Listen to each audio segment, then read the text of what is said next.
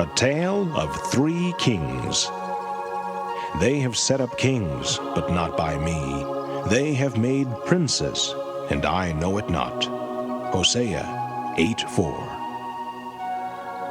Well, dear reader, how nice to be with you once more. It is a privilege to spend this time with you. Thank you for meeting here, and I suggest we hasten into the playhouse, as I see they have already dimmed the lights. There are 2 seats reserved for us not too far from the stage. Quickly, let us take them. I understand the story is a drama. I trust, though, you will not find it sad. I believe we will find the story to be in 2 parts. In part 1, we shall meet an older king, Saul by name, and a young shepherd boy called David. In part 2, we shall once more meet an older king and a young man, but this time the older king is David, and the young man is Absalom. The story is a portrait, you might prefer to call it a rough charcoal sketch, of submission and authority within the kingdom of God. They have turned off the lights. The players have taken their places. The audience has quieted itself. The curtain is rising. Our story has begun.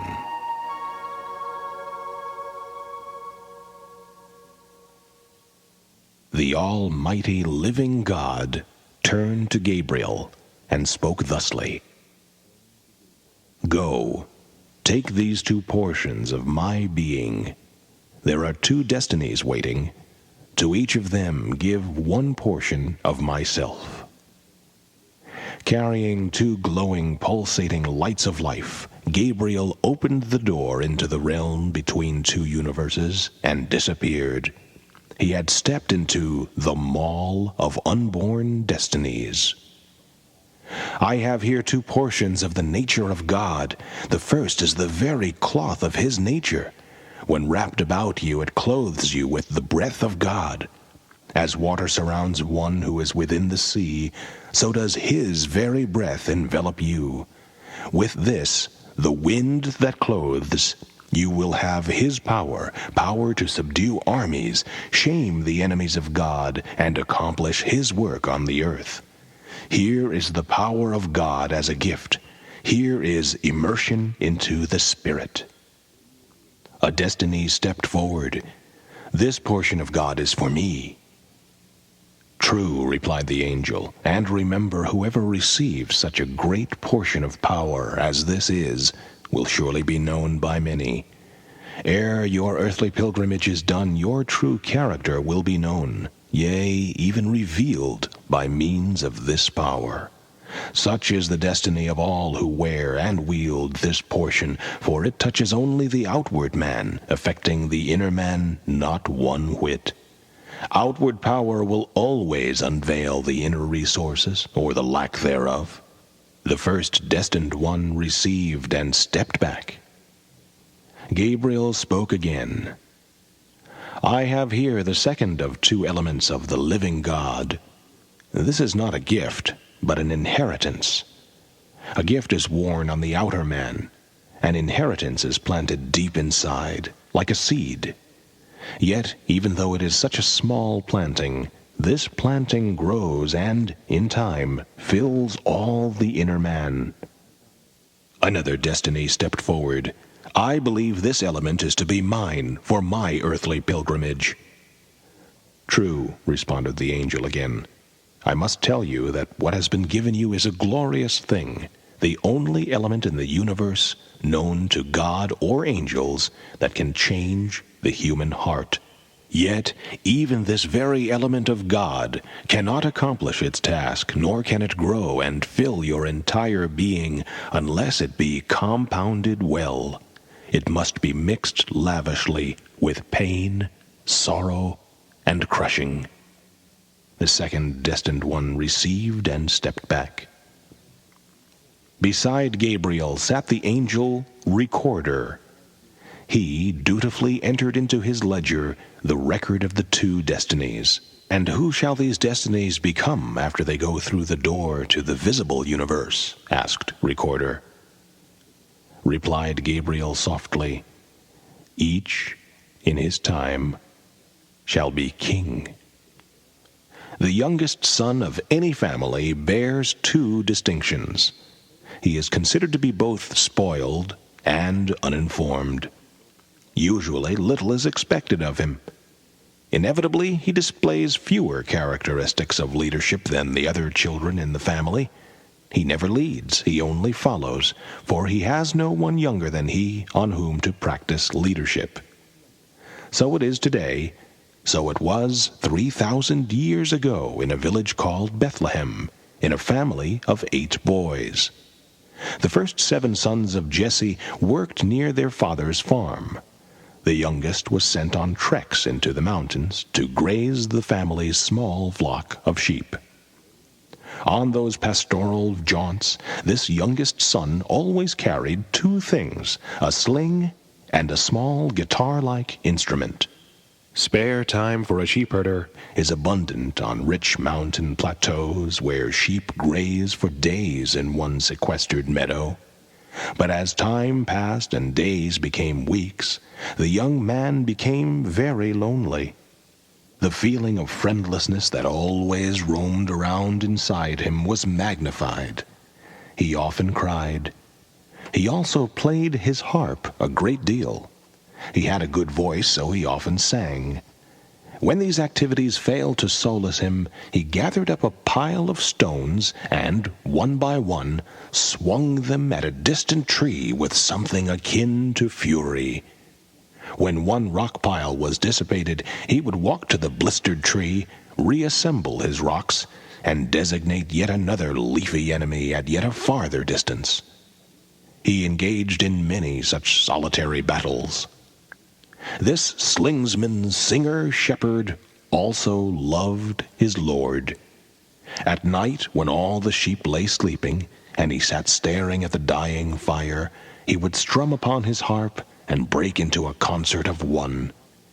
He sang the ancient hymns of his forefathers' faith. While he sang, he wept, and while weeping, he often broke forth in abandoned praise until mountains in distant places picked up his praise and tears and passed them on to higher mountains still, from whence they eventually were cast up to the ears of God. When he did not praise and when he did not cry, he tended to each and every lamb and sheep. When not occupied with his flock, he swung his companionable sling and swung it again and again until he could tell every rock precisely where to go. Once, while singing his lungs out to God, angels, sheep, and passing clouds, he spied a living enemy, a huge bear. He lunged forward. Both found themselves moving furiously toward the same small object, a lamb feeding at a table of rich green grass. Youth and bear stopped halfway and whirled to face one another. Even as he instinctively searched into his pocket for a stone, the young man realized, "Why, I'm not afraid." Meanwhile, brown lightning on mighty furry legs charged at him with foaming madness. Impelled by the strength of youth, he married rock to leather, and soon a brook-smooth pebble whined through the air to meet that charge. A few moments later, the man, not quite so young as a moment before, picked up the little ewe and said, "I am your shepherd, and God mine." And so long into the night he wove the day's saga into a song. He hurled that hymn to the skies again and again, until he had taught the melody and words to every angel that had ears. They, in turn, became custodians of this wondrous song, and passed it on as healing balm to broken-hearted men in every age to come.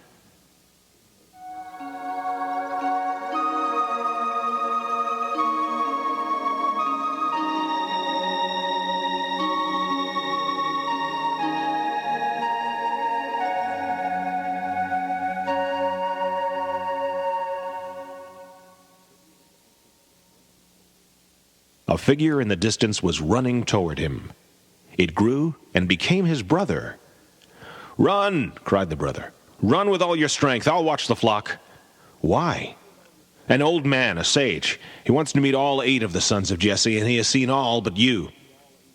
"But why?" "Run!" David ran. He stopped long enough to get his breath. Then, sweat pouring down his sunburned cheeks, his red face matching his red curly hair, he walked into his father's house, his eyes recording everything in sight. The youngest son of Jesse stood there, tall and strong, but more in the eyes of the curious old gentleman than anyone else in the room. Kin cannot always tell when a man is grown, even when looking straight at him. The elderly man saw. And something else, too.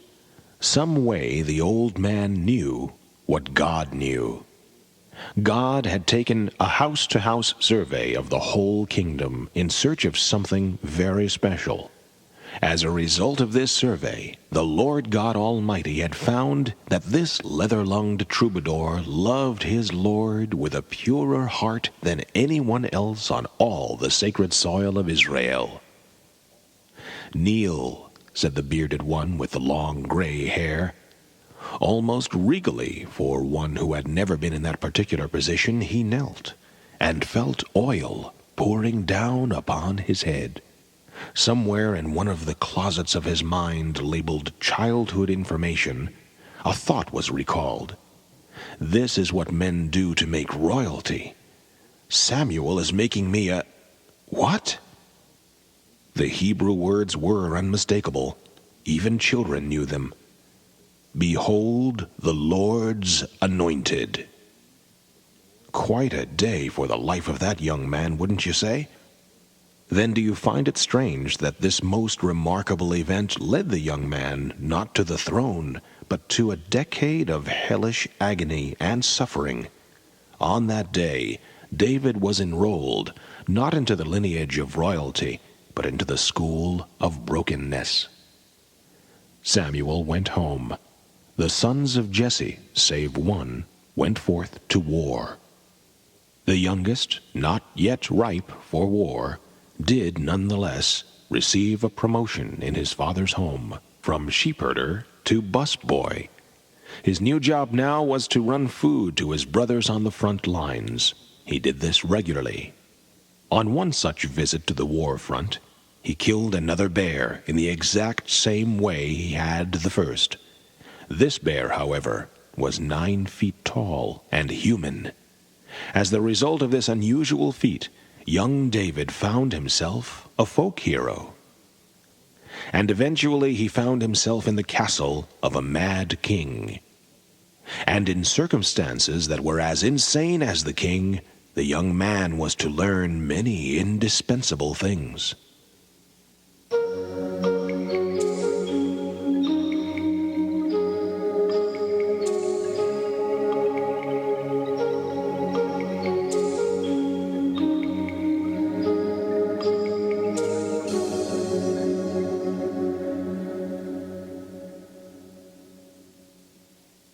David sang to the Mad King.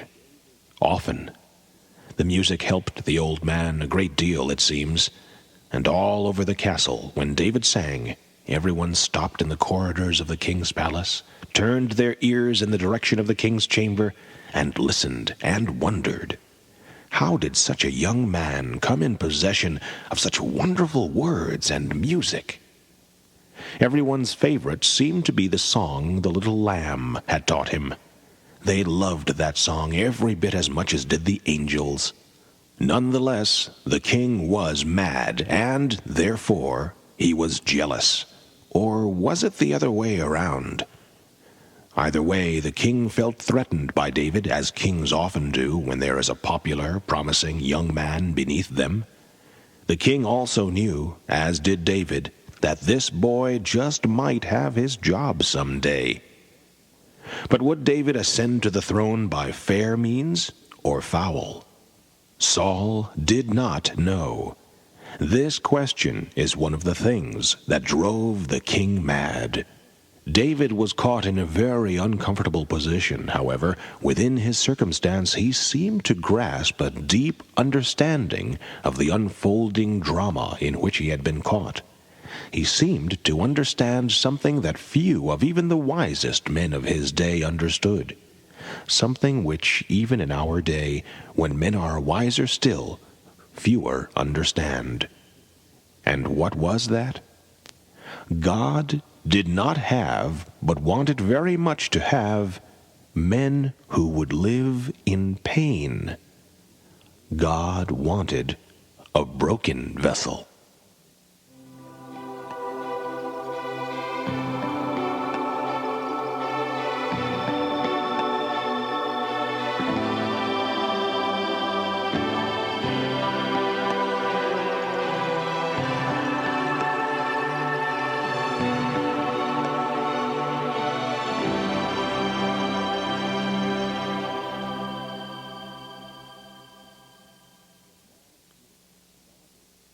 The mad king saw David as a threat to the king's kingdom.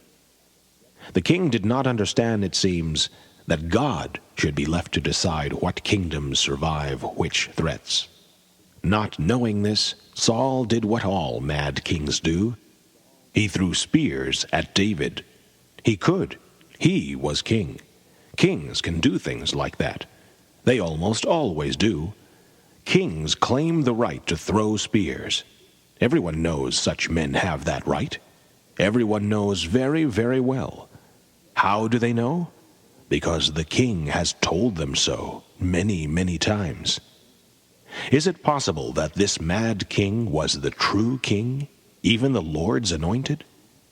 What about your king? Is he the Lord's anointed? Maybe he is. Maybe he isn't. No one can ever really know for sure. Men say they are sure, even certain, but they are not. They do not know. God knows, but he will not tell. If your king is truly the Lord's anointed, and if he also throws spears, then there are some things you can know, and know for sure. Your king is quite mad. And he is a king, after the order of King Saul.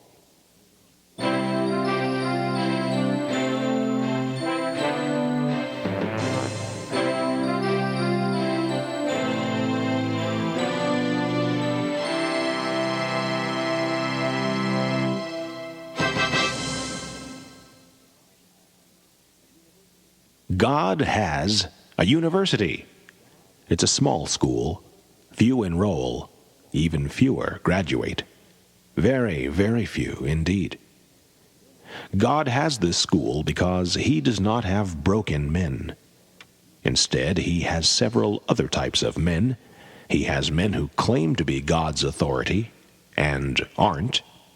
Men who claim to be broken and aren't. And men who are God's authority, but who are mad and unbroken. And he has, regretfully, a spectroscopic mixture of everything in between. All of these he has in abundance, but broken men, hardly at all. In God's sacred school of submission and brokenness, why are there so few students? Because all who are in this school must suffer much pain. And as you might guess, it is often the unbroken ruler whom God sovereignly picks, who metes out the pain. David was once a student in this school, and Saul was God's chosen way to crush David.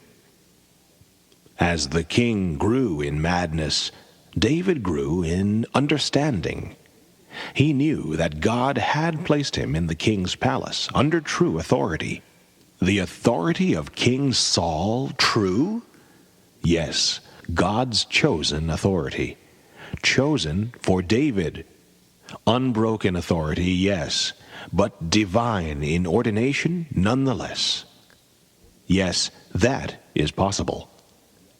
David drew in his breath, placed himself under his mad king, and moved farther down the path of his earthly hell.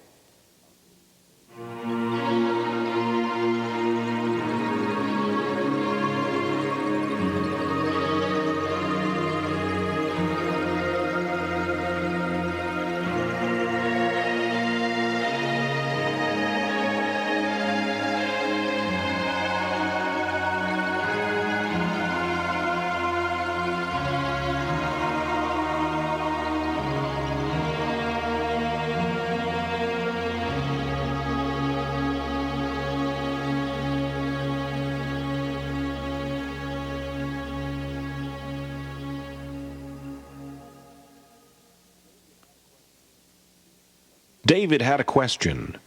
What do you do when someone throws a spear at you?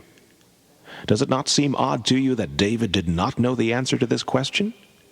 After all, everyone else in the world knows what to do when a spear is thrown at them. Why, you pick up the spear and throw it right back. When someone throws a spear at you, David, just wrench it right out of the wall and throw it back. Absolutely everyone else does, you can be sure. And in doing this small feat of returning thrown spears, you will prove many things. You are courageous. You stand for the right. You boldly stand against the wrong. You are tough and can't be pushed around. You will not stand for injustice or unfair treatment. You are the defender of the faith, keeper of the flame, detector of all heresy. You will not be wronged. All of these attributes then combine to prove that you are also, obviously, a candidate for kingship. Yes, perhaps you are the Lord's anointed, after the order of King Saul. There is also a possibility that some 20 years after your coronation, you will be the most incredibly skilled spear thrower in all the realm. And most assuredly, by then, quite mad.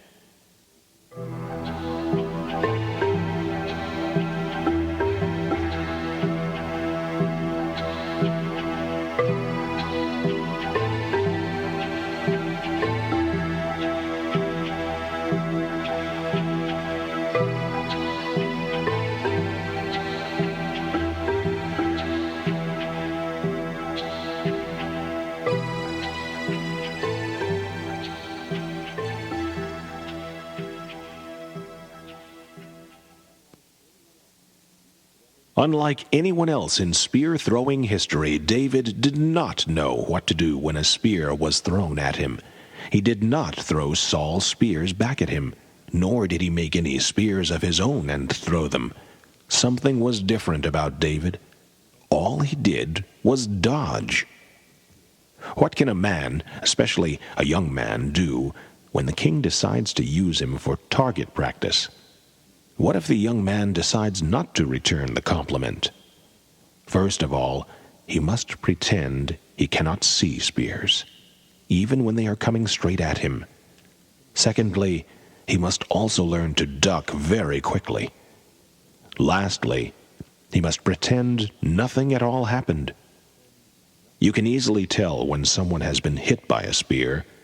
He turns a deep shade of bitter. David never got hit. Gradually, he learned a very well-kept secret. He discovered 3 things that prevented him from ever being hit. 1. Never learn anything about the fashionable, easily mastered art of spear throwing. 2. Stay out of the company of all spear throwers. And 3. Keep your mouth tightly closed. In this way, spears will never touch you, even when they pierce your heart.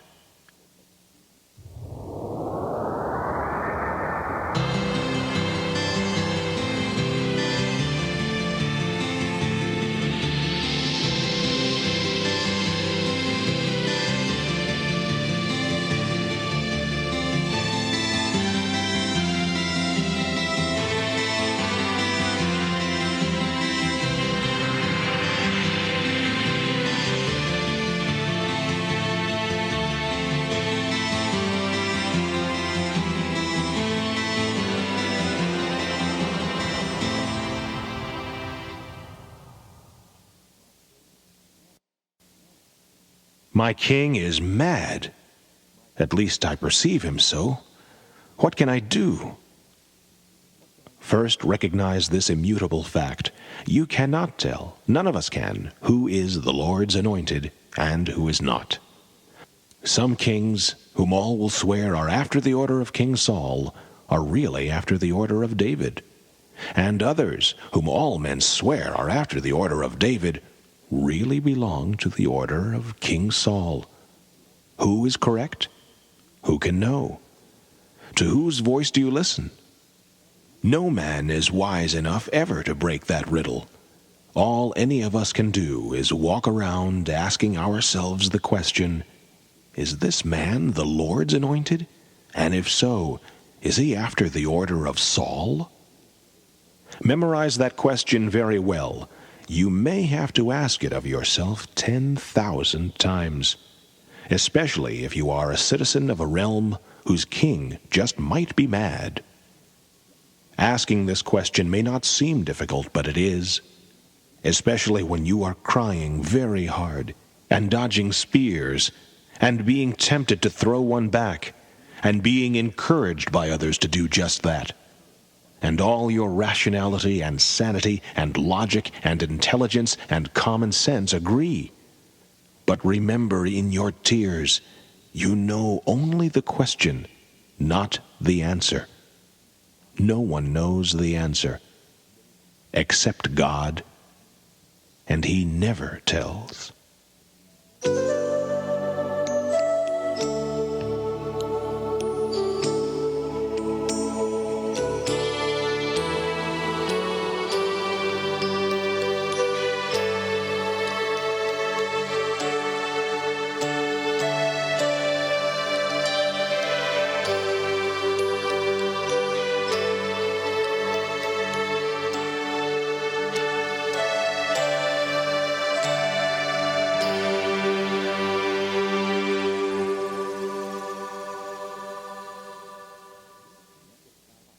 I did not like that last chapter.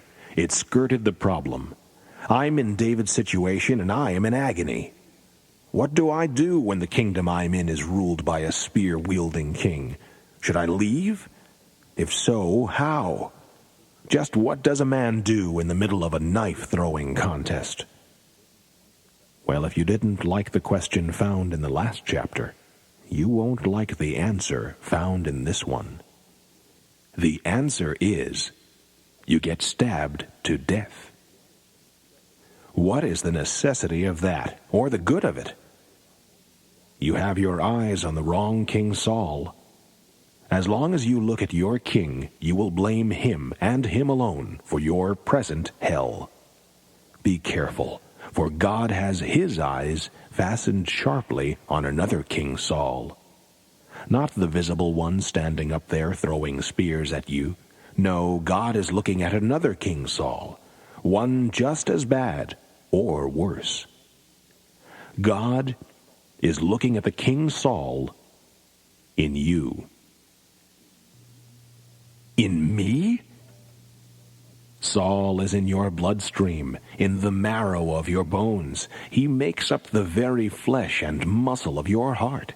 He is mixed into your soul. He inhabits the nuclei of your atoms.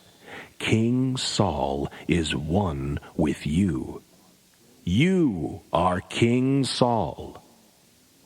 He breathes in the lungs and beats in the breast of all of us. There is only one way to get rid of him. He must be annihilated.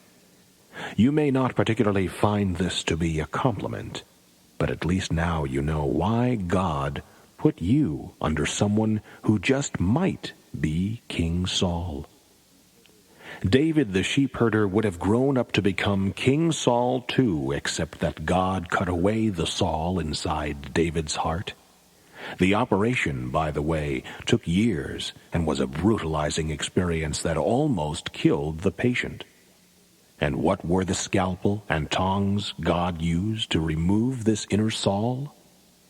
God used the outer Saul. King Saul sought to destroy David, but his only success was that he became the handmaiden of God to put to death the Saul who roamed about in the caverns of David's own soul. Yes, it is true that David was virtually destroyed in the process, but this had to be. Otherwise, the Saul in him would have survived. David accepted this fate. He embraced the cruel circumstances. He lifted no hand nor offered resistance, nor did he grandstand his piety. Silently, privately, he bore the crucibles. Because of this, he was deeply wounded. His whole inner being was mutilated. His personality was altered. When the gore was over, David was barely recognizable. You weren't satisfied with the question in the last chapter? Then you probably didn't like the answer in this one. None of us do. Except God.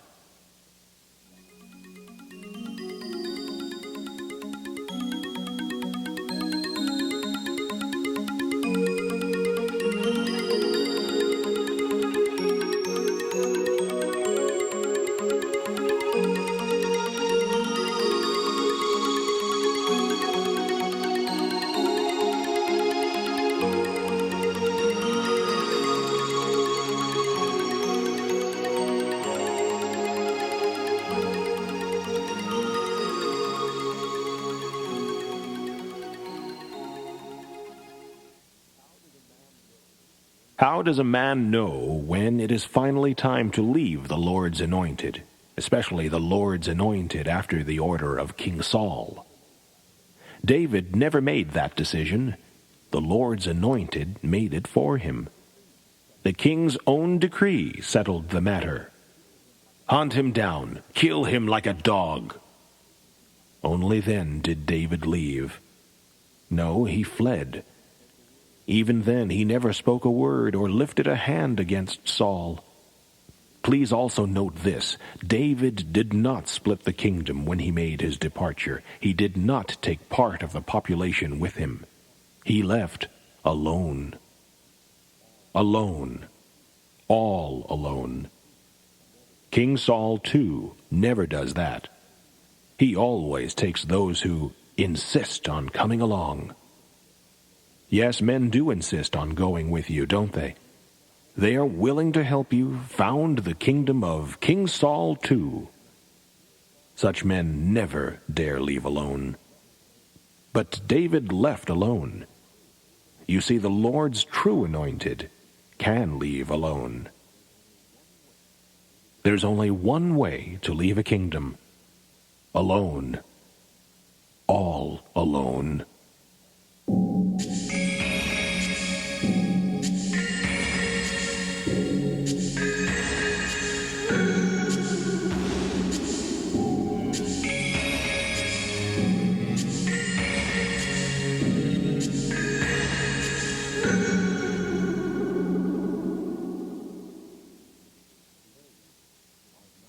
Caves are not the ideal place for morale building. There is a certain sameness to them all, no matter how many you have lived in. Dark, wet, cold, stale. A cave becomes even worse when you are its sole inhabitant, and in the distance you can hear the dogs baying. But sometimes, when the dogs and hunters were not near, the prey sang. He started low, then lifted up his voice and sang the song the little lamb had taught him. The cavern walls echoed each note just as the mountains once had done. The music rolled down into deep cavern darkness that soon became an echoing choir singing back to him. He had less now than he had when he was a shepherd, for now he had no lyre, no son, not even the company of sheep. The memories of the court had faded. David's greatest ambition now reached no higher than a shepherd's staff. Everything was being crushed out of him. He sang a great deal, and matched each note with a tear. How strange, is it not, what suffering begets? There in those caves, drowned in the sorrow of his song and in the song of his sorrow, David, very simply, became the greatest hymn writer and the greatest comforter of broken hearts this world shall ever know.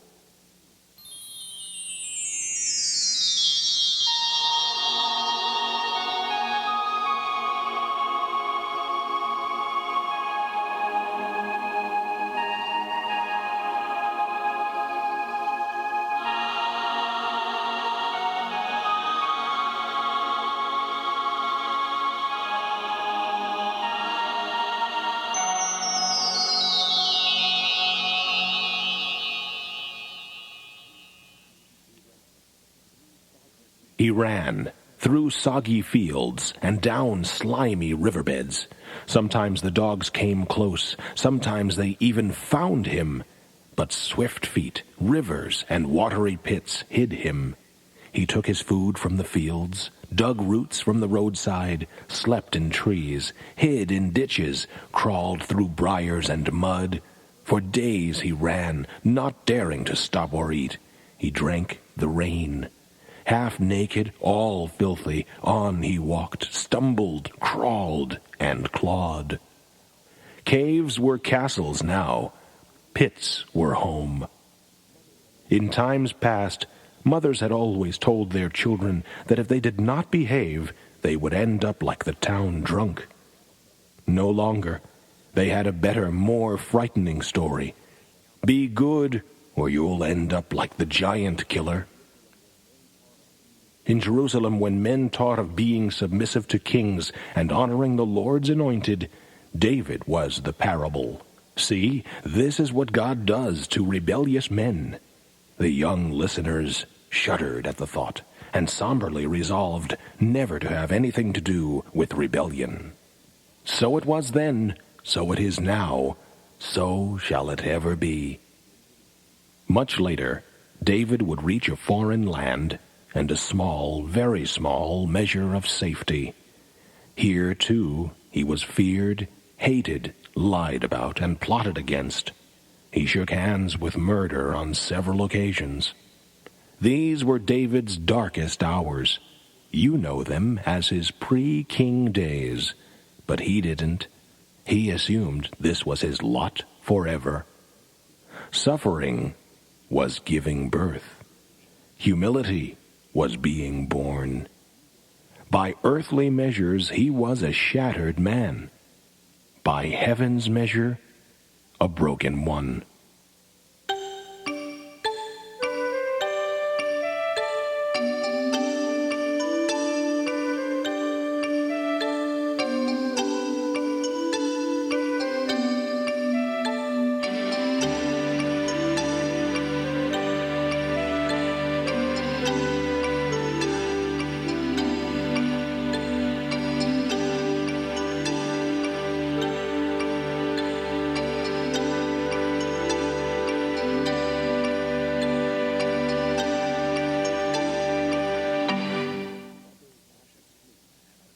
Others had to flee as the king's madness grew. First 1, then 3, then 10, and eventually hundreds. After long searching, some of these fugitives made contact with David. They had not seen him for a long time. The truth was that when they did see him again, they simply didn't recognize him. He had changed. His personality, his disposition, his total being had been altered. He talked less. He loved God more. He sang differently. They had never heard these songs before. Some were lovely beyond words, but some could freeze the blood in your veins.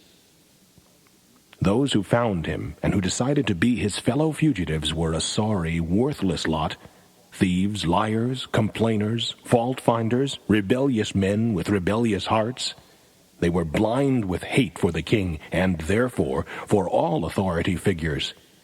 They would have been troublemakers in paradise, if ever they could have gotten in.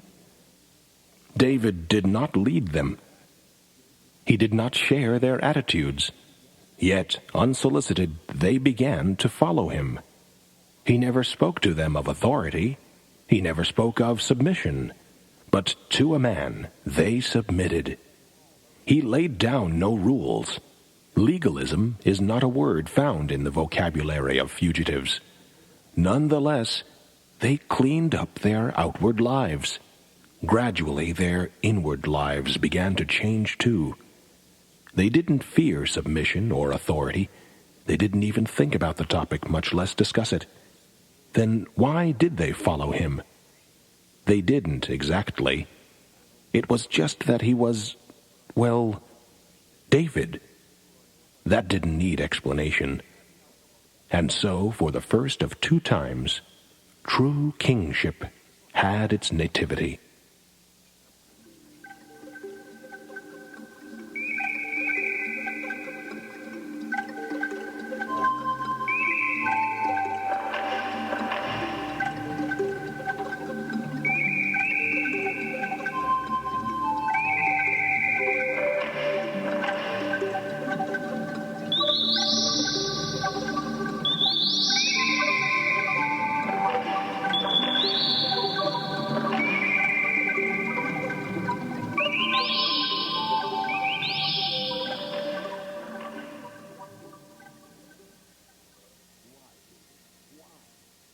Why, David? Why? The place was another nameless cave. The men stirred about restlessly. Gradually and very uneasily they began to settle in. All were as confused as Joab, who had finally voiced their questions. Joab wanted some answers. Now. David should have seemed embarrassed or at least defensive. He was neither. He was looking past Joab, like a man viewing another realm which only he could see. Joab walked directly in front of David, looked down on him, and began roaring his frustrations. Many times he almost speared you to death in his castle. I've seen that with my own eyes. Finally you ran away. Now for years you have been nothing but a rabbit for him to chase. Furthermore, the whole world believes the lies he tells about you. He has come, the king himself, hunting every cave, pit, and hole on earth to find you and kill you like a dog. But tonight you had him at the end of his own spear, and you did nothing. Look at us. We're animals again. Less than an hour ago, you could have freed us all. Yes, we could all be free right now. Free, and Israel too. She would be free. Why, David, why did you not end these years of misery? There was a long silence. Men shifted again, uneasily. They were not accustomed to seeing David rebuked. Because, said David very slowly, and with a gentleness that seemed to say, I heard what you asked, but not the way you asked it. Because once, long ago, he was not mad. He was young. He was great. Great in the eyes of God and men, and it was God who made him king. God, not men. Joab blazed back, but now he is mad, and God is no longer with him, and David, he will yet kill you. This time it was David's answer that blazed with fire. Better he kill me than I learn his ways. Better he kill me than I become as he is. I shall not practice the ways that cause kings to go mad. I will not throw spears, nor will I allow hatred to grow in my heart. I will not avenge. Not now, not ever. Joab could not handle such a senseless answer. He stormed out into the dark. That night, men went to bed on cold, wet stone and muttered about their leaders' distorted, masochistic views of relationships to kings, especially mad ones. Angels went to bed that night, too, and dreamed in the afterglow of that rare, rare day that God might yet be able to give his authority to a trustworthy vessel.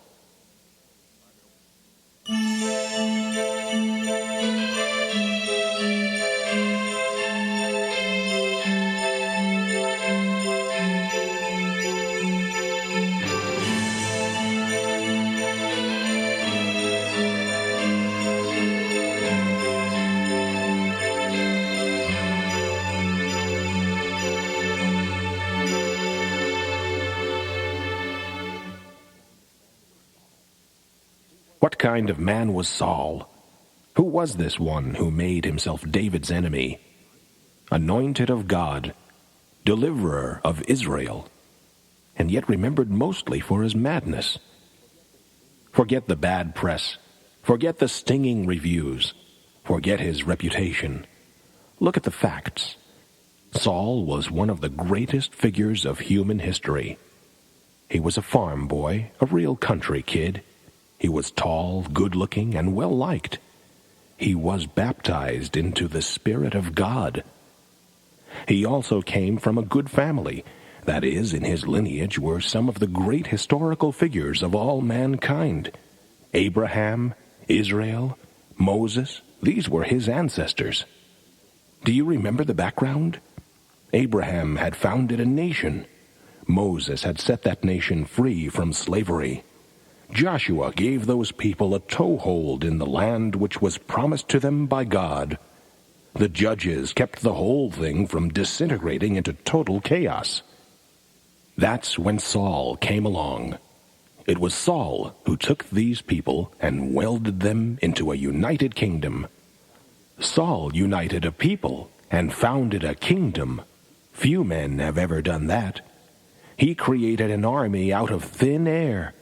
He won battles in the power of God, defeated the enemy again and again, as few men ever have. Remember that, and remember, too, that this man was immersed in the Spirit. Furthermore, he was a prophet. The Spirit came on him in power and authority. He did and said unprecedented things, and it was all by the power of the Spirit resting on him. He was everything men today are seeking to be, empowered with the Holy Spirit, able to do the impossible for God. A leader chosen by God with power from God. Saul was given authority that is God's alone. He was God's anointed, and God treated him that way. He was also eaten with jealousy, capable of murder, and willing to live in spiritual darkness. Is there a moral in these contradictions? Yes, and it will splinter a lot of your concepts about power, about great men under God's anointing, and about God himself. Many men pray for the power of God, more every year. Those prayers sound powerful, sincere, godly, and without ulterior motive. Hidden under such prayer and fervor, however, are ambition, a craving for fame, the desire to be considered a spiritual giant. The man who prays such prayer may not even know it, but such dark motives and desires are in his heart, in your heart. Even as men pray these prayers, they are hollow inside. There is little internal spiritual growth. Prayer for power is the quick and the short way, circumnavigating internal growth. There is a vast difference between the outward clothing of the Spirit's power and the inward filling of the Spirit's life. In the first, despite the power, the hidden man of the heart may remain unchanged. In the latter, that monster is dealt with. Interesting about God, he hears all those requests for power which fervent young men pray in every generation, and he answers them. Very often he grants those requests for power, for authority. Sometimes in answering them, he says yes to some very unworthy vessels. He gives unworthy men power? His power? Even though they are a pile of dead men's bones inside? Why does God do such a thing? The answer is both simple and shocking. He sometimes gives unworthy vessels a greater portion of power so that it might eventually be revealed for all to see the true state of internal nakedness within that man. So think again when you hear the power merchant. Remember, God sometimes gives power to men for unseen reasons. A man can be living in the grossest of sin, and the outward gift will still be working perfectly. The gifts of God, once given, cannot be recalled, even in the presence of sin. Furthermore, some men, living just such lives, are the Lord's anointed, in the Lord's eyes. Saul was living proof of this fact. The gifts cannot be revoked. Terrifying, isn't it? If you are young and have never seen such things, you may be certain that sometime in the next 40 years you will see.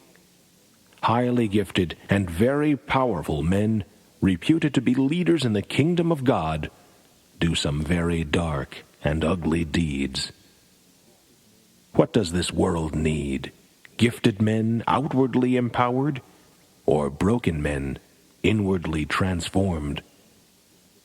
Keep in mind that some of the men who have been given the very power of God have raised armies, defeated the enemy, brought forth mighty works of God, preached and prophesied with unparalleled power and elegance, and thrown spears, and hated other men, and attacked other men, and plotted to kill, and prophesied naked, and even consulted witches.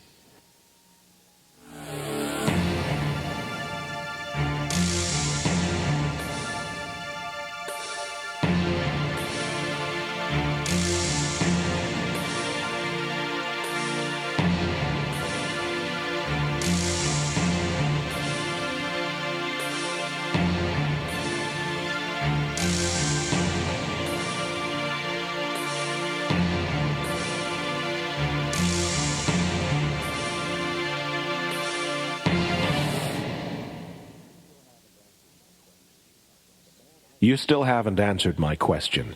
The man I sit under, I think he is a King Saul. How can I know with certainty? It is not given to us to know.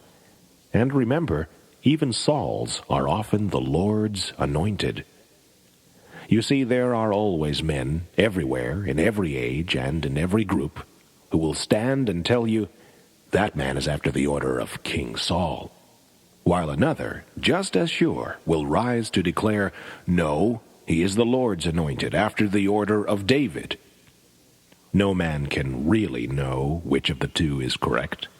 And if you happen to be in the balcony, looking down at those two men screaming at one another, you may wonder to which order, if any, they belong.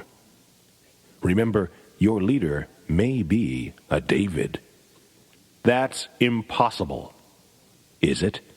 Most of us know at least two men in the lineage of David who have been damned and crucified by men. Men who were absolutely certain the men they were crucifying were not David's. And if you don't know of two such cases, for sure you know of one. Men who go after the Sauls among us often crucify the Davids among us. Who then can know who is a David and who is a Saul? God knows, but he won't tell. Will you be so certain your king is a Saul and not a David that you are willing to take the position of God and do war against your Saul? If so, then let us thank God you did not live in the days when Golgotha was in use. What then can you do? Very little. Perhaps nothing. However, the passing of time and the behavior of your leader while that time passes reveals a great deal about your leader.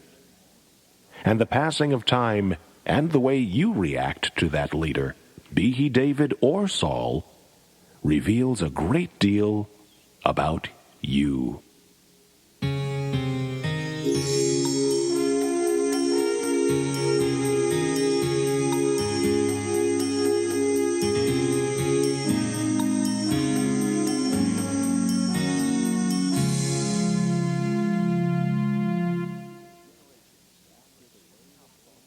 Two generations after the reign of Saul, a young man enthusiastically enrolled himself into the ranks of Israel's army under a new king, the grandson of David.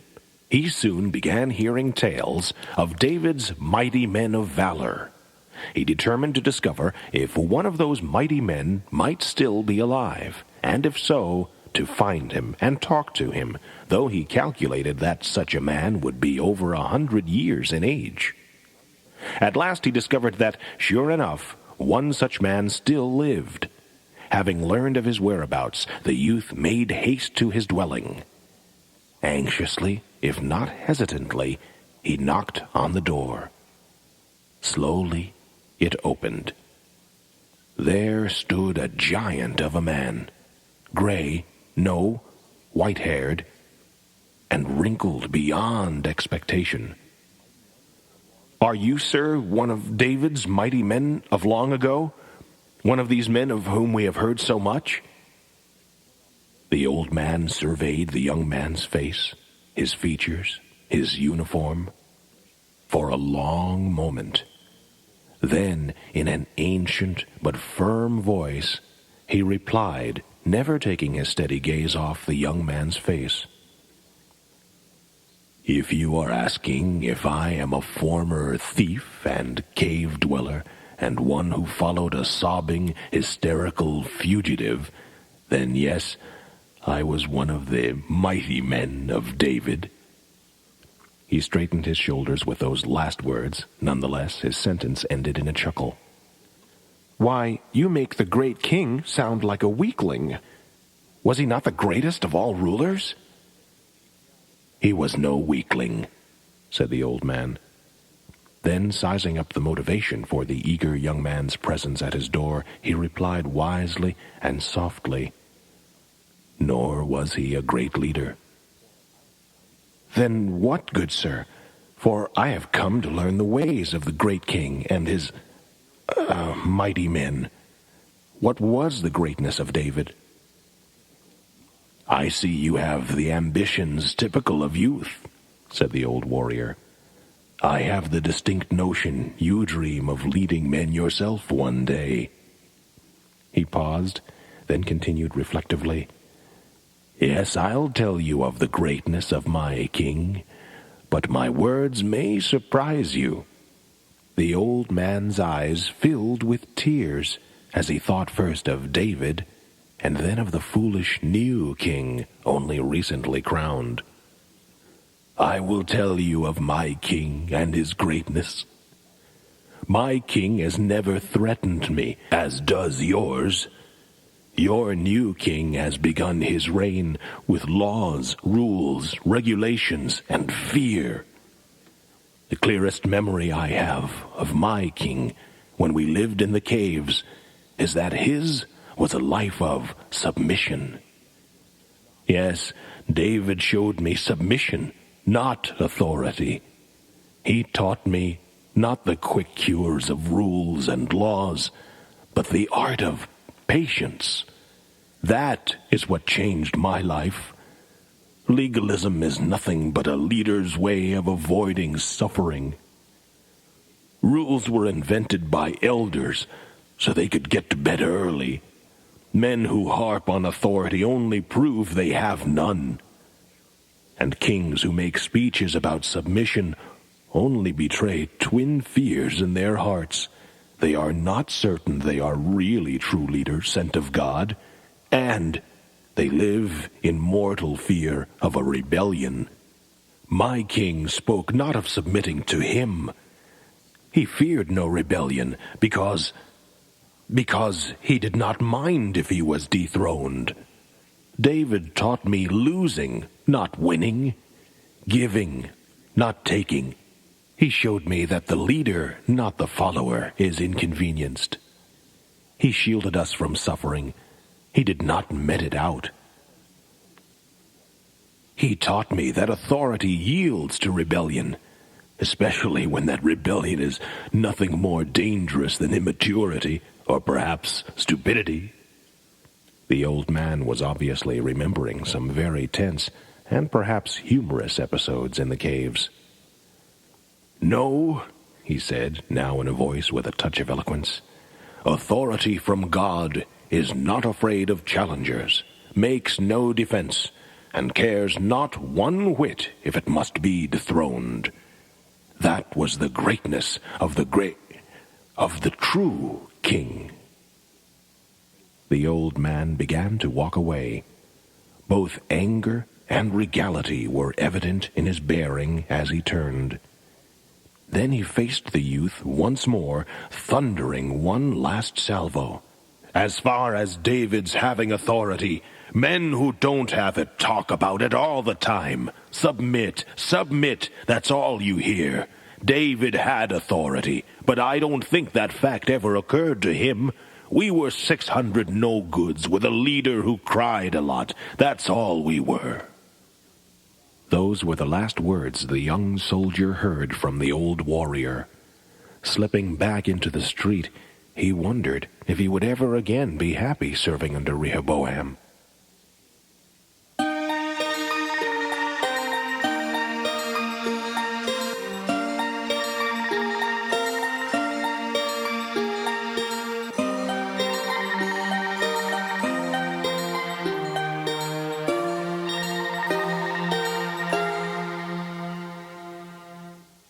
So, having come to the end of our study of Saul and David, you feel you have been greatly assisted?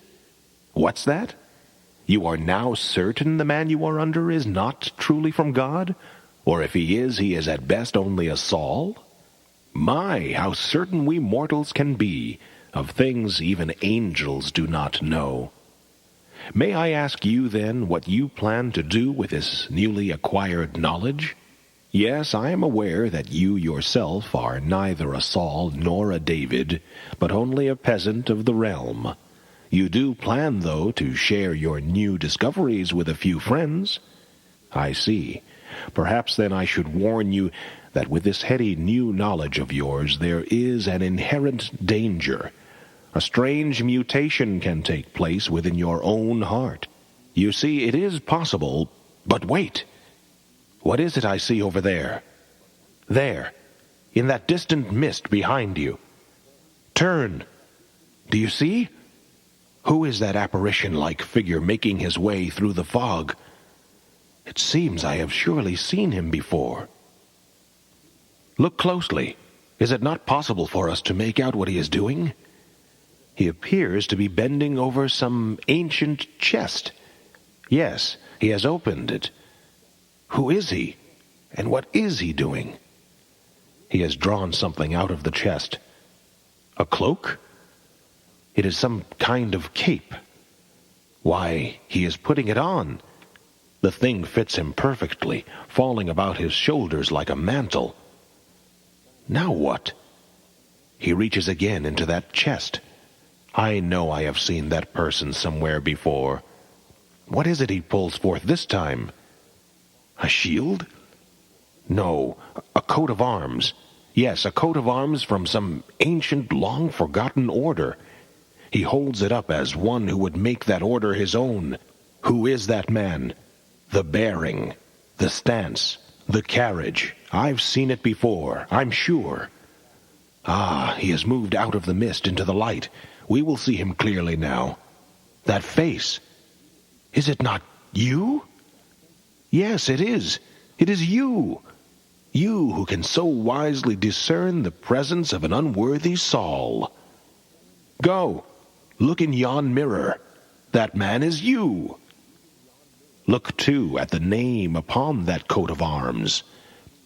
Behold, Absalom the Second.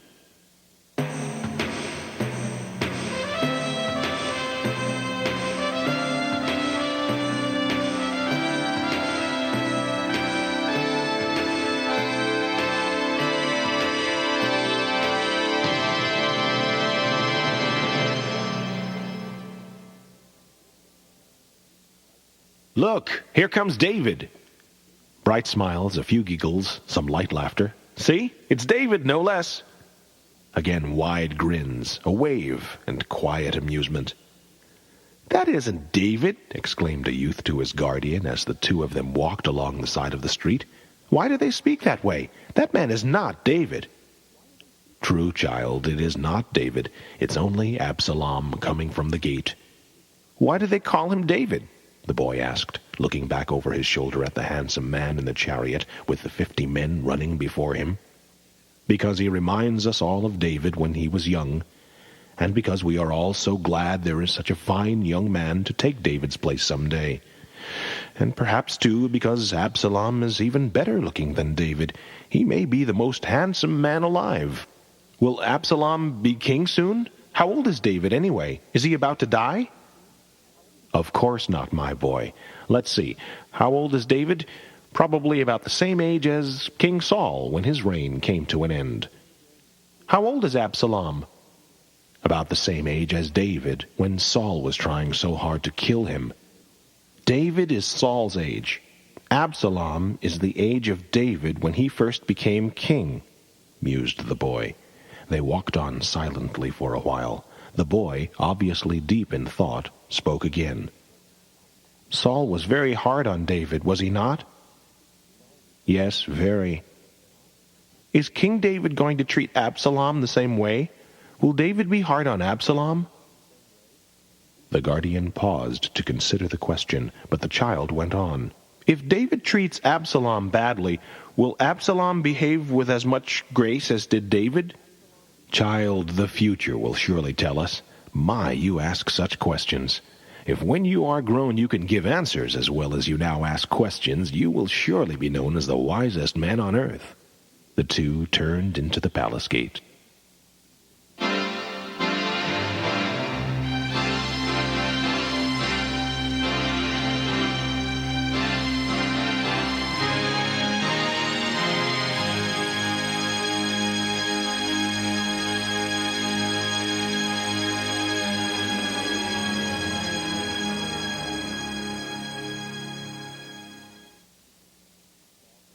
It warmed your heart to know a man who saw things so clearly.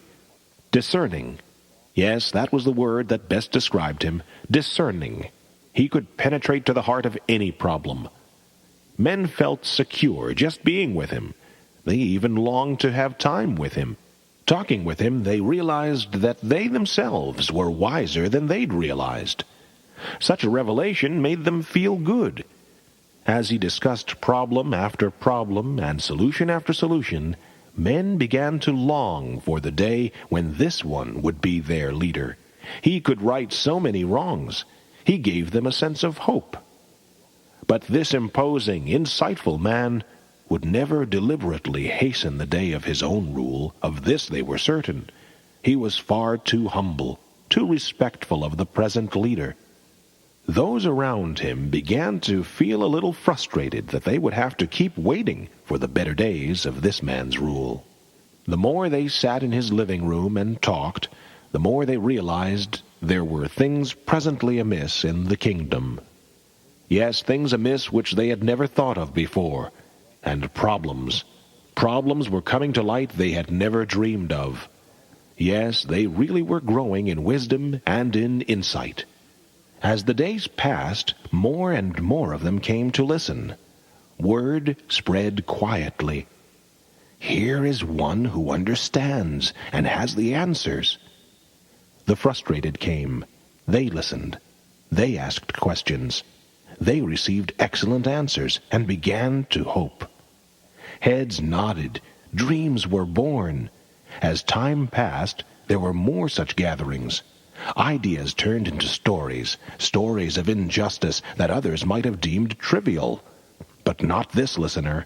He was compassionate, and as those around him talked, the discovered injustices seemed to grow in number and severity.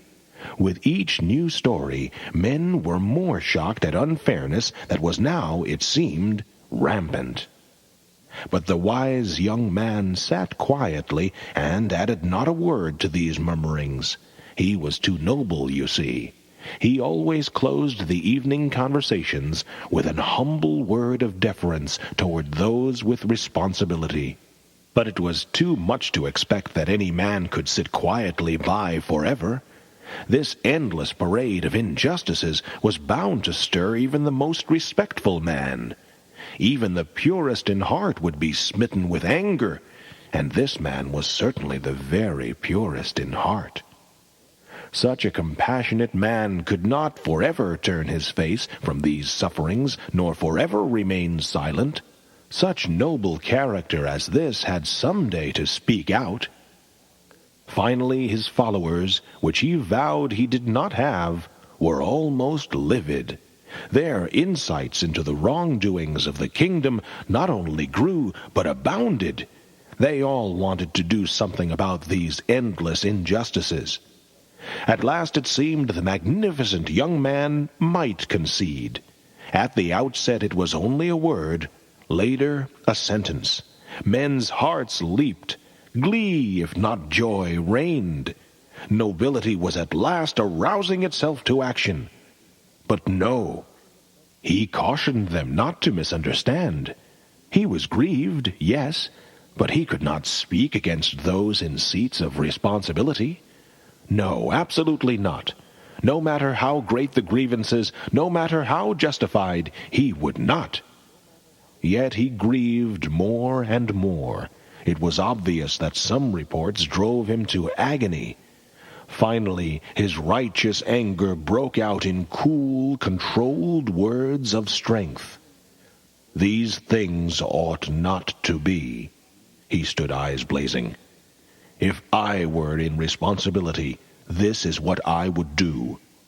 And with these words, the rebellion was ignited. Ignited in all but one, that is. In the noblest and purest man in the room, this was not the case.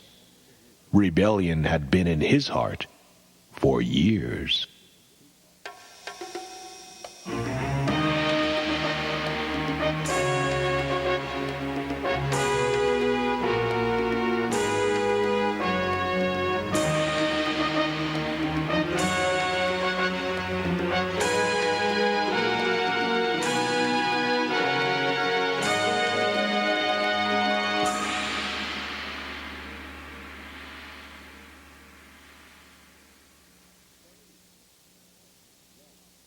Sage!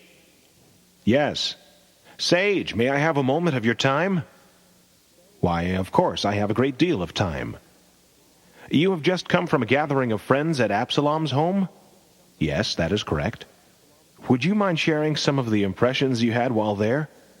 You mean a general impression of Absalom and his friends? Yes, that would be good enough. Well, I have met many men like Absalom, many. Then what is he like? He is both sincere and ambitious. A contradiction, perhaps, but true nonetheless. He probably means some of what he says, but his ambition will continue long after he discovers his inability to do the things he promises. Righting the wrongs always becomes secondary to ascent to power. I'm sorry, Sage, I do not understand. Two things stand out in my mind. At one gathering, when Absalom was answering questions, he was very emphatic that there should be more freedom in the kingdom. Everyone liked that. A people should be led only by God, and not by men, he said. Men should do only what they feel led of God to do. We should follow God, not a man. I believe those were his words. At another meeting, he spoke of the great vision he had for God's kingdom, of the great achievements the people were capable of. On the other hand, he spoke of many changes he would make in the way the kingdom is run. Although he did not seem to notice it, he had stated two irreconcilable propositions. Many changes, more freedom. Yes, indeed, he does remind me of many other men I have encountered over the passing years. Sage, I think I understand what you've said, but I'm not sure what your point is. Absalom dreams. Dreams of what should be, of what will be. This is what I will do, he says. But to fulfill those dreams, he must have the people's cooperation. This is the point men overlook. Such dreams rest totally on the premise that the people of God will be with the new leader, that all will see as he sees. Such men can envision no problems in their own future kingdom. Possibly the people will follow, and possibly they will not. At most, the Lord's people will follow a leader for a few days. They are never with anyone very long. Generally, people do what they please. They can be stopped to do someone else's pleasure for a time, but not for long. People will not work too hard, even if they are following God. What will Absalom do when people stop following him willingly? Ah, now there is a question. You see, there is no kingdom without discord. Even God had his critics in heaven, you know. All kingdoms follow a bumpy course, and people, especially God's people, never follow any dream in unison. No, to accomplish all he spoke of tonight will take time. Not all will be willing to go along.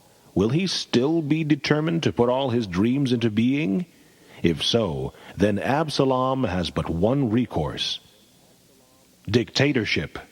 Either that or he will see few, if any, of his grand dreams accomplished. If he does become a dictator, I can assure you that in the not-too-distant future there will be discontent with him, just as there is now with the present king. Yes, if Absalom becomes king, soon thereafter you will be seeing new meetings, such as the one we have just come from tonight, only with new faces, new dreams, and plans for a new rebellion, this one against Absalom. Then when Absalom hears of such a meeting, and of discussion about a rebellion, he will have but one recourse. What do you feel he will do, Sage? Rebels who ascend the throne by rebellion have no patience with other rebels and their rebellions. When Absalom is faced with rebellion, he will become a tyrant. He will be 10 times the evil he now sees in your king. He will squelch rebellion and rule with an iron hand and by fear. He will eliminate all opposition. This is always the final stage of high-sounding rebellions. Such will be Absalom's way if he takes the throne from David. But, Sage, have not some rebellions been of benefit, throwing out brutes and despots? Oh, yes, a few. But I remind you, this particular kingdom is different from all others. This kingdom is composed of God's people. It is a spiritual kingdom. I tell you emphatically, no rebellion in the kingdom of God is proper, nor can it ever be fully blessed. Why do you say this, Sage? For many reasons. One is obvious. In the spiritual realm, a man who will lead a rebellion has already proven, no matter how grandiose his words or angelic his ways, that he has a critical nature, an unprincipled character, and hidden motives in his heart. Frankly, he is a thief. He creates dissatisfaction and tension within the realm, and then either seizes power or siphons off followers. The followers he gets, he uses to found his own dominion. Such a sorry beginning, built on the foundation of insurrection. No, God never honors division in his realm. I find it curious that men who feel qualified to split God's kingdom do not feel capable of going somewhere else, to another land, to raise up a completely new kingdom. No, they must steal from another leader. I have never seen the exception. They seem always to need at least a few prepackaged followers. Beginning empty-handed and alone frightens the best of men. It also speaks volumes of just how sure they are that God is with them. Their every word, if seen true, tells of their insecurity. There are many lands unspoiled and unpossessed. There are many people in other places waiting to follow a true king, a true man of God. I repeat myself. There are those who say I often repeat myself. Why don't would-be kings and prophets simply walk quietly away, alone, find another people in another place, and there raise up the kingdom they envision? Men who lead rebellions in the spiritual world are unworthy men. There are no exceptions. And now I must go. I must join the passing parade. Tell me, Sage, what is your name? My name? I am history.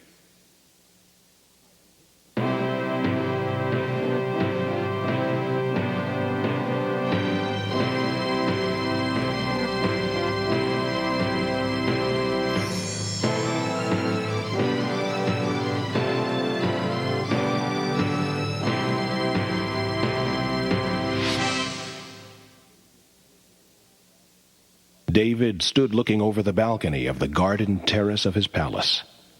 The lights from the houses in the holy city twinkled below him. From behind, a man approached. David sighed and, without turning, spoke. "Yes, Joab, what is it?" "Do you know?" "I know," he replied quietly. "How long have you known?" asked Joab with anxious surprise. "For months. Years. Perhaps a decade. Perhaps I've known for 30 years. Joab was not sure after this answer if they were speaking of the same subject. Absalom, after all, was not much past 30. "Sir, I speak of Absalom," he said a little hesitantly. "As do I," said the king. "If you have known so long, why did you not stop him?" "I was just asking myself that same question. Shall I stop him for you?" David whirled round. In one instant, Joab's query had resolved his dilemma. "You shall not, nor shall you speak one word to him, nor shall you criticize him, nor shall you allow anyone else to speak critically of him or what he is doing. Certainly you shall not stop him."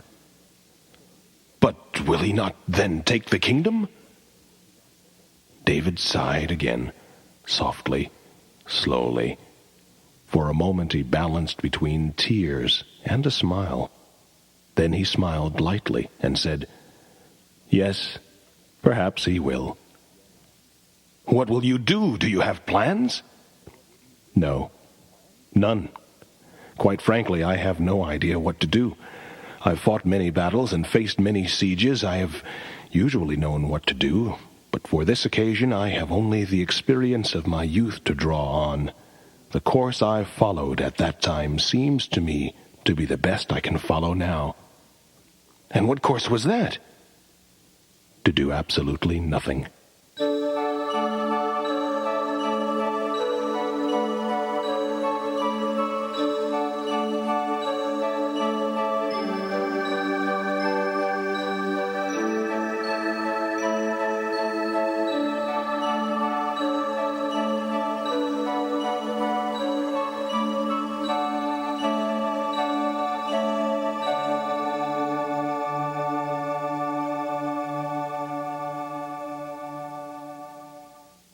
David was alone again.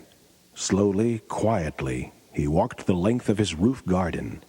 Finally he paused and spoke aloud to himself. "I have waited, Absalom. I have waited and watched for years. I have asked again and again, what is in the heart of this young man? And now I know. You will do the unthinkable. You will divide, Absalom, the very kingdom of God. All else was talk." David was quiet for a moment. Then, almost in awe, he spoke, his voice hushed. "Absalom does not hesitate to divide the kingdom of God. Now I know he seeks followers. At least he does not turn them away. Though he seems magnificently pure and illustriously noble, still he divides. His followers grow, even though he convincingly states that he has none." For a long time David said nothing. Finally, with a trace of humor in his words, he began to address himself. "All right, good King David, you have one issue resolved. You are in the middle of a division, and you may very well be dethroned. Now to the second issue." He paused, lifted his hand, and, almost fatally, asked, "What will you do? The kingdom hangs in the balance. It seems I have two choices, to lose everything or to be a Saul. I can stop Absalom. I need only to be a Saul. In my old age, shall I now become a Saul? I feel the Lord himself awaits my decision. Shall I now be a Saul?" he asked himself again, this time loudly. A voice from behind answered, "Good king, he has been no David to you." David turned. It was Abishai, who had approached unannounced. "A crowded place, this terrace," quipped David. "Sir," said Abishai. "Nothing. Suffice it to say, I have not been without visitors today, a day when I would have chosen solitude. What did you say to me? In fact, what did I say? You said, 'Shall I be a Saul to Absalom?' And I replied, 'He has been no young David to you.' I never challenged Saul. I never attempted to divide the kingdom during his reign. Is that what you are saying?" "More," replied Abishai strongly. "Saul was evil toward you and made your life torture. You responded only with respect and private agony. The bad things which happened in that day came only from one side. All fell on you. Yet you could have divided the kingdom and probably could have overthrown Saul. Rather than do that, you packed up and left the kingdom. You fled rather than cause division. You risked your life for unity and sealed your lips and eyes to all his injustices. You had more cause to rebel than any man in the history of this or any other kingdom that ever has been or ever shall be. Absalom has to twist hard to conjure up his list of injustices, few of them significant, I might add. Has Absalom behaved as you did? Absalom respecting you? Absalom seeking to preserve the kingdom? Absalom refusing to speak against you? Absalom refusing followers? Absalom departing the land to prevent its sundering? Absalom respectful? Absalom bearing suffering in silent agony? The bad things falling on Absalom? No, he is only pure and noble." Abishai's last words came out almost in bites. Then he continued again, more gravely this time. "His grievances are minor compared to your rightful grievances towards Saul. You never mistreated Saul, and you have never, in any way, been unfair to Absalom." David interrupted with a grin. "I seem to have a gift for making old men and young men hate me without a cause. In my youth, the old attack me. When I am old, the young attack me. What a marvelous achievement!" "My point," continued Abishai, "is that Absalom is no David. Therefore I ask you, why don't you stop his rebellion? Stop him, the miserable—" "Careful, Abishai. Remember, he is also a son of the king. We should never speak ill of the son of a king." "Good king, I remind you that you refused to raise your sword or your spear even once against Saul. I repeat myself, Absalom speaks against you night and day. He will one day, soon, raise an army against you, nay, a nation, this nation. Young Absalom is no young David. I counsel you to stop him." "You are asking me, Abishai, to become a Saul," David replied heavily. "No, I'm saying he is no David. Stop him." "And if I stop him, will I still be a David? If I stop him, will I not be Saul?" asked the king, his eyes piercing Abishai. "Abishai, to stop him, I must either be a Saul or an Absalom." "My king and my friend, I speak to you fondly. I sometimes think you are a bit insane." "Yes, I can see why," chuckled David. "Dear king, Saul was a bad king. Absalom is in some ways a youthful reincarnation of Saul. You only are constant. You are forever the broken-hearted shepherd boy. Tell me truthfully, what do you plan?" "Until now I have not been sure. Of this I am now certain. In my youth I was no Absalom. In my old age I shall not be a Saul. In my youth, by your own words, I was David. In my old age I intend to be David still, even if it costs me a throne, a kingdom, and perhaps my head." Abishai said nothing for a while. Then slowly he spoke, making sure he grasped the significance of David's decision. "You were not an Absalom. You will not be a Saul. Sir, if you are not willing to put Absalom down, then I suggest we prepare to evacuate the kingdom, for Absalom will surely rule." "Only as surely as King Saul killed the shepherd boy," replied the wise old king. "What?" said Abishai, startled. "Think on it, Abishai. God once delivered a defenseless shepherd boy from the powerful, mad king. He can yet deliver an old ruler from an ambitious young rebel. You underestimate your adversary, retorted Abishai. You underestimate my God, replied David serenely. But why, David? Why not fight? I will give you the answer. If you will recall, for you were there, I once gave this same answer to Joab in a cave long ago. It is better I be defeated, even killed, than to learn the ways of a Saul or the ways of an Absalom. The kingdom is not that valuable. Let him have it if that be the Lord's will. I repeat, I shall not learn the ways of either Saul's or Absalom's. And now, being an old man, I will add a word I might not have known then. Abishai, no man knows his own heart. I certainly do not know mine. Only God does. Shall I defend my little realm in the name of God? Shall I throw spears and plot and divide and kill men's spirits, if not their bodies, to protect my empire? I did not lift a finger to be made king, nor to preserve a kingdom, even the kingdom of God. God put me here. It is not my responsibility to take or keep authority. Do you not realize it may be His will for these things to take place? I suspect that, if He chose, God could protect and keep the kingdom even now. After all, it is His kingdom. As I said, no man knows his heart. I do not know mine. Who knows what is really in my heart? It may be that in God's eyes I am no longer worthy to rule. Perhaps He is through with me. Perhaps it is His will for Absalom to rule. I honestly don't know. But if this is His will, I wish it. God may be finished with me.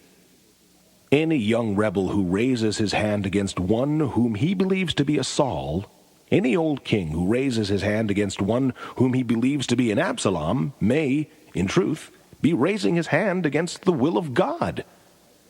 In either case, I shall raise no hand. Wouldn't I look a little strange trying to stay in control when God was desiring that I fall? But you know that Absalom should not be king, replied Abishai in frustration. Do I? No man knows. Only God knows, and He has not spoken. I will not fight to be king or to remain king. May God come tonight and take the throne, the kingship, and... David's voice faltered. And His anointing from me. I seek His will, not His power. I repeat, I desire His will more than I desire a position of leadership. He may be through with me. King David, came a voice from behind the two men. Yes? Oh, a messenger. What is it? Absalom. He wishes to see you a moment. He wishes to ask permission to go to Hebron to make a sacrifice. David, said Abishai hoarsely, you know what that really means, don't you? Yes. And you know what he will do if you let him go? Yes. David turned to the messenger. Tell Absalom I will be there momentarily. David looked one last time at the quiet city below, turned and walked toward the door. Will you let him go to Hebron? Abishai demanded. I will, said the king of all kings. Yes, I will. Then he turned to the messenger. This is a dark hour for me. When I have finished speaking to Absalom, I shall retire. Tomorrow have one of the prophets come to me for consultation, or a scribe. On second thought, send me Zadok, the high priest. Ask him if he would join me here after the evening sacrifice. Abishai called out once more, softly this time. Admiration flashed across his face. Good king, thank you. For doing what? The puzzled king asked as he turned back in the doorway. Not for what you have done, but for what you have not done. Thank you for not throwing spears, for not rebelling against kings, for not exposing a man in authority when he was so very vulnerable, for not dividing a kingdom, for not attacking young Absaloms who look very much like young Davids, but are not. He paused. And thank you for suffering, for being willing to lose everything. Thank you for giving God a free hand to end and even destroy your kingdom, if it pleases him.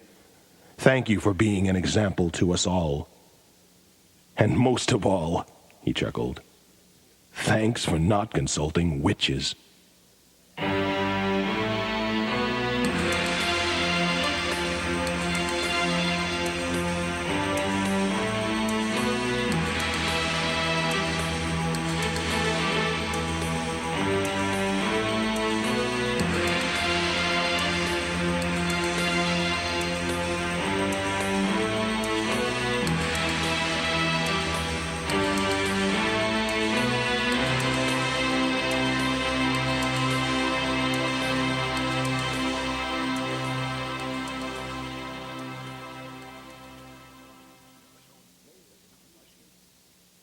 Nathan! What? Oh, it is you, Zadok. You will pardon my intrusion, but I have been observing you for several moments now. You were about to enter the throne room, I believe, to see the king? Yes, Zadok, that was my intent, but I have thought better of it. The king has no need of me. I am disappointed, Nathan. In my judgment, the king has great need of you. He is facing the gravest test of his life. I am not at all sure he can pass a test so demanding as is this one. He has already passed this test, Zadok, countered Nathan, with a sureness in his voice that assented to the truth that he was a prophet of God. Already passed this test? Forgive me, Nathan, but I have no idea of what you speak. This crisis, as you well know, has only begun. Zadok, your king passed this test long ago when he was a young man. You speak of Saul? But that, my friend, was a wholly different matter. Not at all. It is exactly the same. There is really no difference at all. As David related to his God and to the man over him in that hour long ago, so now will David also relate to his God and the man under him. There can be no difference. Not ever. True, circumstances may be altered slightly, ever so slightly I might add, but the heart, the heart is always the same. Zadok, I have always been grateful Saul was our first king. I shudder to think of the trouble he might have caused if, as a young man, he had found himself under some other king. There is no real difference between the man who discovers he has a Saul in his life and the man who finds he has an Absalom in his. In either situation, the corrupt heart will find its justification. The Sauls of this world can never see a David. They can only see Absalom. The Absaloms of this world can never see a David. They can only see Saul. And the pure heart? Asked Zadok. Now there is a rare thing indeed. How does a broken heart and a broken will handle an Absalom? The way it handled a Saul? It will soon be ours to know, Zadok. You and I were not privileged to be there when David came to his hour with Saul. We are privileged to be present in his hour with Absalom. I, for one, intend to watch this unfolding drama very closely, and in so doing, I have the good expectation that I will learn a lesson or two. Mark my words, David will work his way through this thing, and he will pass this test with the self-same grace he displayed in his youth. And Absalom? Absalom? In a few hours he may very well be my king. Is that not your point? There is that possibility, replied Zadok almost with humor. Nathan laughed. If Absalom gains the throne, may heaven have mercy on all the Sauls, Davids, and Absaloms of the realm. In my judgment, our young Absalom will make a splendid Saul, continued Nathan as he turned and strolled down the long corridor. Yes, a splendid Saul, for in every way but age and position, Absalom is already a Saul.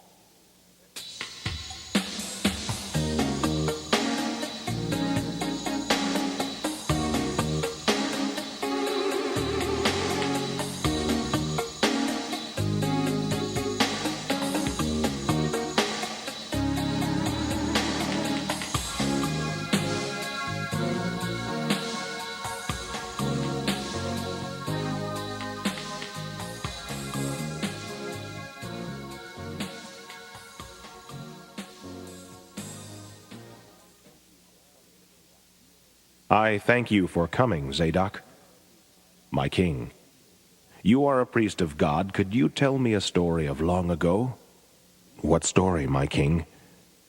Do you know the story of Moses? I do. Tell it to me. It is long. Shall I tell it all? No, not all.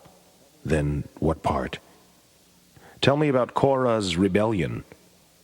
The high priest stared at David with eyes burning. David stared back, his also ablaze. The two men understood. I shall tell you the story of Korra's rebellion, and of Moses' behavior in the midst of that rebellion. Many men have heard the story of Moses. He is the supreme example of the Lord's anointed. God's true government rests upon a man, no, upon the contrite heart of a man. There is no form or order to God's government. There is only a man with a contrite heart. Moses was such a man. Korra was not such a man, although he was the first cousin of Moses. Korra wanted the authority Moses had. One peaceful morning, Korra awoke. There was no discord among God's people that morning, but before the day was over, he had found 252 men to agree with his charges against Moses. Then there were problems in the nation when Moses ruled? Asked David. There are always problems in kingdoms, replied Zadok, always. Furthermore, the ability to be able to see those problems is a cheap gift indeed. David smiled and asked, But, Zadok, you know there have been unjust kingdoms and unjust rulers and pretenders and liars who have ruled and governed.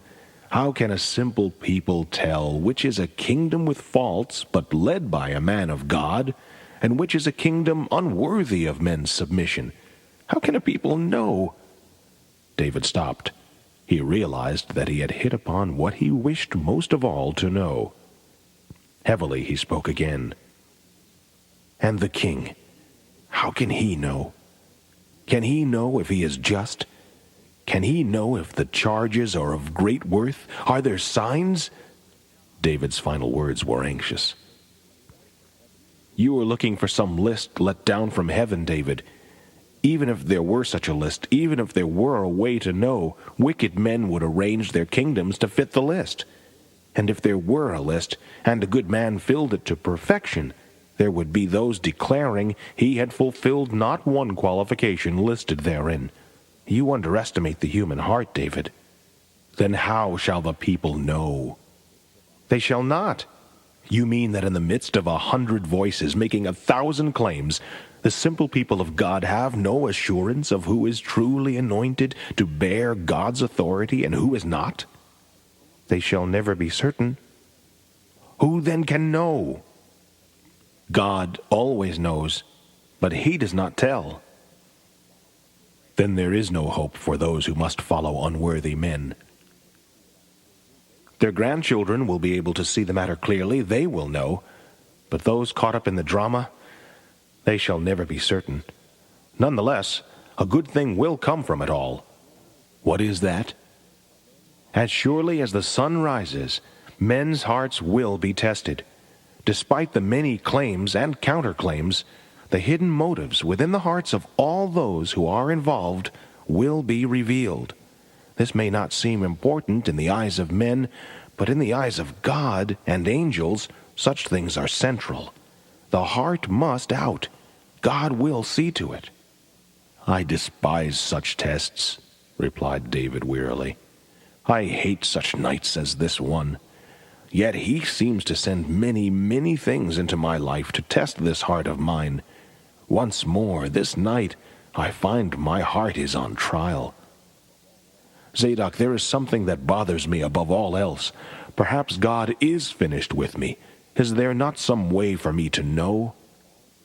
I know of no other ruler in all history who would even ask the question, good king.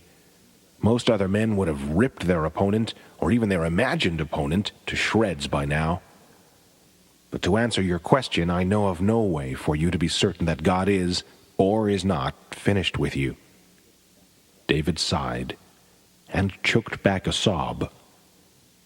Then continue with the story. Korra had 252 followers, did he? what happened next? Korra approached Moses and Aaron with his troop. He informed Moses that he had no right to all the authority he exercised. "Well, we Hebrews are consistent, aren't we?" laughed David. "No, the heart of man is consistent, David," replied Zadok. "Tell me, what was Moses' response to Korra?" At 40, Moses had been an arrogant, self-willed man, not unlike Korra.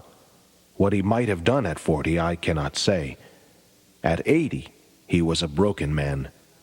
He was "The meekest man who ever lived," interrupted David. the man who carries the rod of God's authority should be. Otherwise, God's people will live in terror. Yes, a broken man faced Korra. And I believe you already know what Moses did, David. He did nothing. Nothing. Ah, what a man. He fell on his face before God. That is all he did. Why did he do that, Zadok? David, you of all men must know, Moses knew God alone had put him in charge of Israel. There was nothing that needed to be done. Those 253 men would seize the kingdom, or God would vindicate Moses. Moses knew that. Men would find it hard to imitate such a life, would they not? A fake surely could not fake such surrender, could he? But tell me, how did God vindicate Moses? Moses told the men to return the next day with censers and incense, and God would decide the issue. "So," cried David. "So," he exclaimed again even louder. "Sometimes God does tell," he said excitedly. "What happened next?" Korra and 2 of his friends were swallowed by the earth. The other 250 died by... Never mind. Suffice it to say that Moses was proven to be an authority by God. God did tell.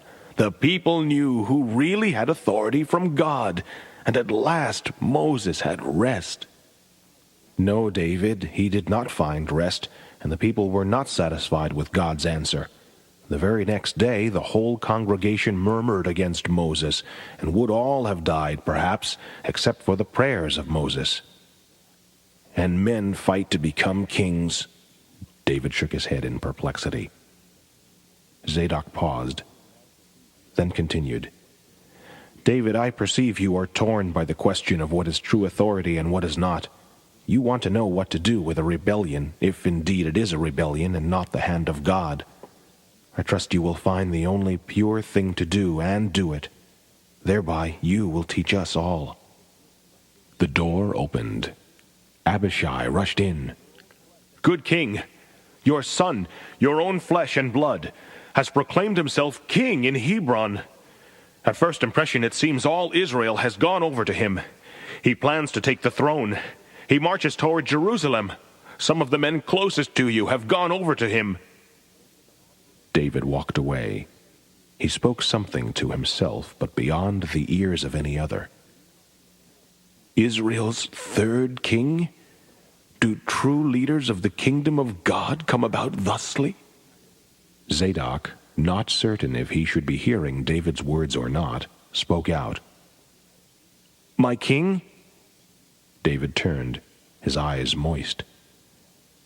"At last," said David quietly. "At last this matter will be resolved. Perhaps tomorrow someone besides God will know." "Perhaps," said Zadok, "but perhaps not. Such questions may be debated even after we are all dead." "That might still be tomorrow," laughed David. "Go, Abishai. Tell Joab. You will find him in the turret of the east wall." Abishai departed as he had entered, in haste and in fury. "I wonder, Zadok," mused David, "if a man can force God into a position where he must tell."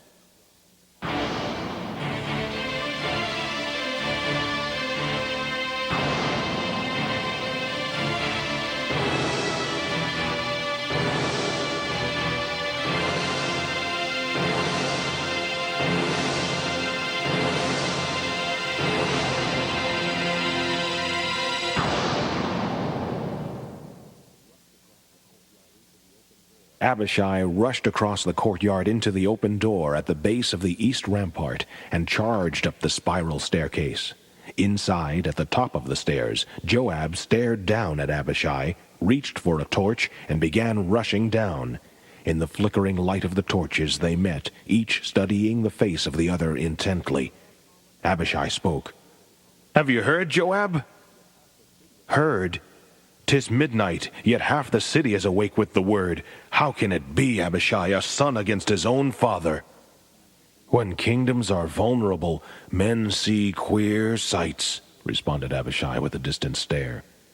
"And will sacrifice anything to satisfy ambition," added Joab angrily. "What think you of these things, Abishai?" "What think I?" responded Abishai, matching Joab's anger with his own rage. "This. Absalom has no authority in the kingdom. He holds no power, no office, yet he has risen up to divide the kingdom. He has raised his hand against the very anointed of God, against David, who has never done or spoken one evil word against him. What think I?" Abishai's voice rose toward a crescendo. "This, if Absalom, who has no authority, will commit this deed, if Absalom, who is nothing, will divide the very kingdom of God," his voice now rolled like thunder. "Man, if Absalom will do these evil things now, what in the name of sanity might that man do if he be king?"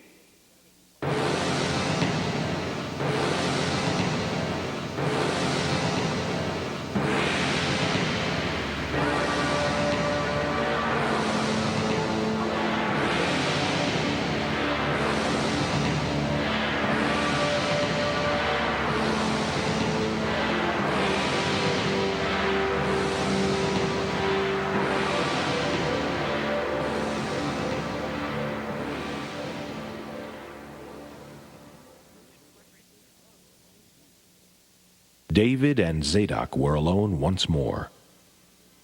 "And now what shall you do, David? In your youth you spoke no word against an unworthy king. What shall you do now with an equally unworthy youth?" "As I said," replied David, "these are the times I hate the most, Zadok. Nonetheless, against all reason, I judge my own heart first and rule against its interests. I shall do what I did under Saul. I shall leave the destiny of the kingdom in God's hands alone. It may be that he is finished with me. Perhaps I have sinned too greatly and am no longer worthy to lead. Only God knows if that is true, and it seems he will not tell." Then, clenching his fist, yet with a touch of wry humor in his voice, he added emphatically, "But today I shall give circumstances ample space for this untelling God of ours to be found out. I know of no other way to bring about such an extraordinary event except by doing nothing. The throne is not mine, not to have, not to take, not to protect, and not to keep. I shall leave the city. The throne is the Lord's. So is the kingdom. I will not hinder God. No obstacle, no activity on my part lies in the space between God and his will. He has no hindrance to prevent him from his will. If I am not to be king, our God will find no difficulties in making Absalom to be Israel's king. Now it is possible. God shall be God." The true king turned and walked quietly out of the throne room, out of the palace, out of the city. He walked, and he walked, into the bosoms of all men whose hearts are pure.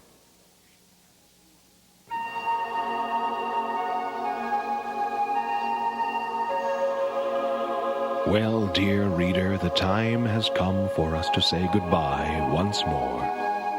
I will leave you to your thoughts and to reflection on the hidden motives of your own heart. Oh, by the way, the players are working on a love story. Perhaps we may see it together whenever it is performed. I trust then, by the mercy of God, we shall meet again.